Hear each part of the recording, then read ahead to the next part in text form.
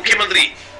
താങ്കൾ മറ്റൊരു കാര്യം കൂടി ഈ അവസരത്തിൽ ഓർക്കേണ്ടതുണ്ട്, അല്ലെങ്കിൽ താങ്കൾ ഓർമ്മിപ്പിക്കുന്നു. രാഹുൽ മാങ്കൂട്ടത്തിൽ എന്ന് പറയുന്ന പാലക്കാട് MLA-യുടെ പേരിൽ ഉയർന്നു വന്നിട്ടുള്ള ലൈംഗിക ആരോപണങ്ങളുടെ പേരിൽ ഇല്ലാത്ത ഒരു ഗർഭകഥയുടെ ചുവട് പിടിച്ചുകൊണ്ട് ഏതെങ്കിലും ഒരു ഗർഭിണിയെ കണ്ടെത്തി രാഹുൽ മാങ്കൂട്ടത്തിൽ പീഡിപ്പിച്ചതാണ്, ഗർഭചിത്രം നടത്തുവാൻ എന്നെ പ്രേരിപ്പിച്ചതാണ് എന്നുള്ള ഒരു ഇരയെ കണ്ടെത്തി രാഹുൽ മാങ്കൂട്ടത്തിനെതിരെ കേസെടുത്ത് ഏതു വിധേനയും രാഹുൽ മാങ്കൂട്ടത്തിനെ ജയിലിൽ അടയ്ക്കുവാൻ വേണ്ടി നെട്ടോട്ടം ഓടി നടക്കുന്ന അങ്ങയുടെ പോലീസുകാരും ക്രൈംബ്രാഞ്ചും എന്തുകൊണ്ടാണ് ഒരു സാധു മനുഷ്യനെ പോലീസ് സ്റ്റേഷനിൽ വിളിച്ചു വരുത്തി പിടിച്ചുകൊണ്ടുവന്ന് 5 പേർ ഒരു രാത്രി മർദ്ദിച്ചപ്പോൾ താങ്കൾക്ക് എന്താണ് ഇതിനെക്കുറിച്ച് ഒന്നും പറയാൻ പറ്റാതിരുന്നത്? ഇന്നിപ്പോൾ നിയമ പോരാട്ടത്തിനൊടുവിൽ